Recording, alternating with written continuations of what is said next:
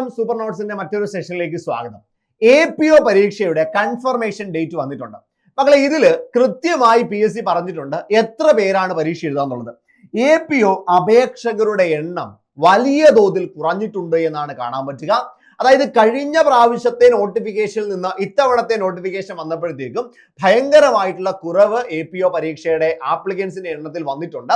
ഇനി കൺഫർമേഷനോടെ കൊടുത്തു കഴിയുമ്പോൾ എത്ര പേര് പരീക്ഷ എഴുതാൻ ഉണ്ടാവും എന്നുള്ളത് നമുക്ക് ചിത്രം വ്യക്തമാവുകയുള്ളൂ. നമുക്ക് നിലവിൽ എത്രയാണ് കുറവ് വന്നിട്ടുള്ളത്, നിങ്ങളുടെ സാധ്യത എന്താണ്, നിലവിൽ എത്ര അഡ്വൈസുകൾ പോയിട്ടുണ്ട്, നിങ്ങൾ പഠിക്കേണ്ട സിലബസ് ഏതാണ്, ഇതൊക്കെ നമുക്ക് വ്യക്തമായിട്ടൊന്ന് പരിശോധിക്കാം. മക്കളെ നോക്കിയടാ, ഇത് കഴിഞ്ഞ തവണത്തെ APOയുടെ നോട്ടിഫിക്കേഷൻ ആണ്. 600/2021 എന്ന് പറയുന്ന അസിസ്റ്റന്റ് പ്രിസൺ ഓഫീസർ, മെയിലിന്റെ കാര്യമാണ് ഞാൻ പറയുന്നത്, ഫീമെയിൽ അല്ല കേട്ടോ, മെയിലിന്റെ കാര്യമാണ്. മെയിൽ അസിസ്റ്റന്റ് പ്രിസൺ ഓഫീസർ ഇതൊരു സ്റ്റേറ്റ് വൈഡ് എക്സാമിനേഷൻ ആണ് കേട്ടോ, സ്റ്റേറ്റ് വൈഡ് എക്സാമിനേഷൻ ആണ്. ഇതിന്റെ ഗസറ്റ് വന്നത് 2021 ഡിസംബർ മാസമാണ്. പേ സ്കെയിൽ കണ്ടോ, 20,000-നും 45,800-നും ഇടയിലാണ് ബേസിക് പേ കിട്ടുക. അതായത് ബേസിക് ആയിട്ട് ആദ്യം കയറുമ്പോൾ തന്നെ 20,000 ആണ് നിങ്ങൾക്ക് ബേസിക് പേ ആയിട്ട് കിട്ടുക. 20,000 തൊട്ട് 45,800 വരെയാണ് നിങ്ങൾക്ക് കിട്ടാൻ സാധ്യതയുള്ളത്.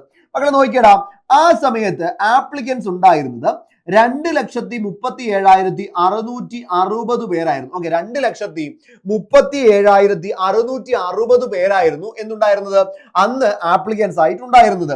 അതായത് ഇതിന്റെ OMR എക്സാമിനേഷൻ നടന്നത് 2023 ഏപ്രിൽ മാസമാണ്. നിലവിലുള്ള റാങ്ക് ലിസ്റ്റിന്റെ കാര്യമാണ് പറഞ്ഞത്. ഈ റാങ്ക് ലിസ്റ്റ് നിലവിൽ വന്ന എപ്പോഴാണെന്നറിയാമോ? ഈ റാങ്ക് ലിസ്റ്റ് നിലവിൽ വന്നത് 2024 ഫെബ്രുവരി മാസം 6-ാം തീയതിയാണ്. ഓക്കെ, 2024 ഫെബ്രുവരി 6. APOയ്ക്ക് 3 വർഷമാണ് കാലാവധി. നമ്മുടെ റാങ്ക് ലിസ്റ്റിന്റെ കാലാവധി 3 വർഷമാണ്.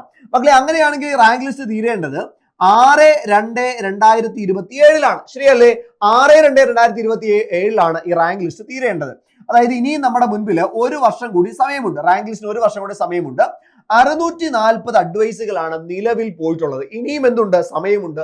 ആയിരത്തിനടുത്ത് അഡ്വൈസുകൾ പോകാനുള്ള സാധ്യതയുണ്ട്. 640 അഡ്വൈസുകൾ ഇതിനോടകം പോയിട്ടുണ്ട്.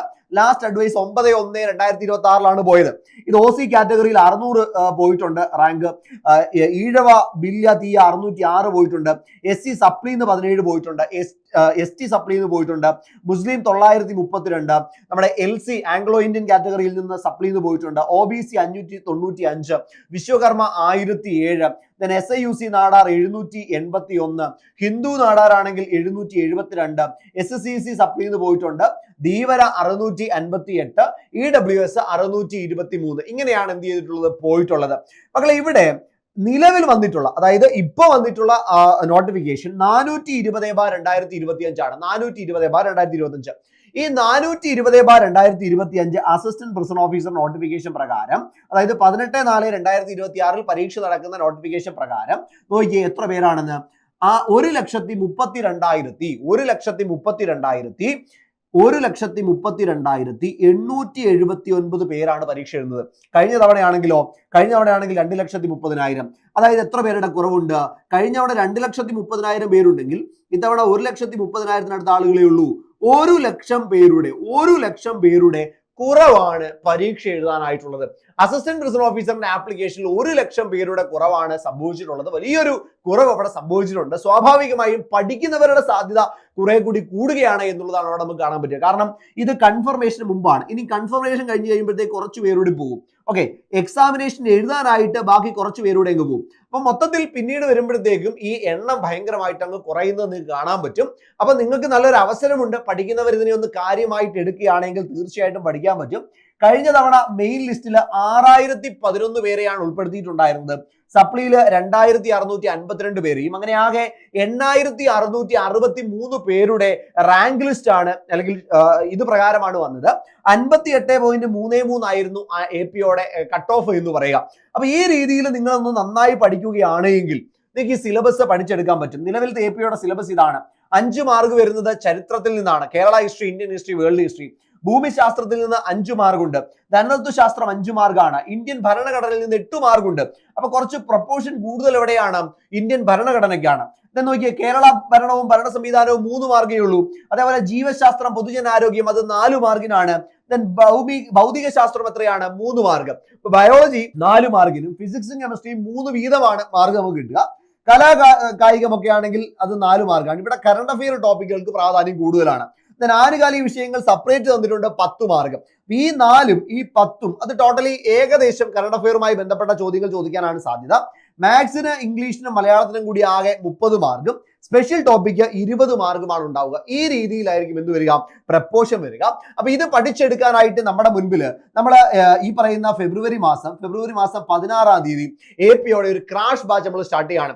പ്രയോറിറ്റി ടോപ്പിക്കുകൾ വെച്ചിട്ട് ഏറ്റവും ഇമ്പോർട്ടന്റ് ആയ ടോപ്പിക്കുകൾ മാത്രം ഉൾപ്പെടുത്തിയിട്ടുള്ള ഒരു ബാച്ചാണ് APOയുടെ ക്രാഷ് ബാച്ച്.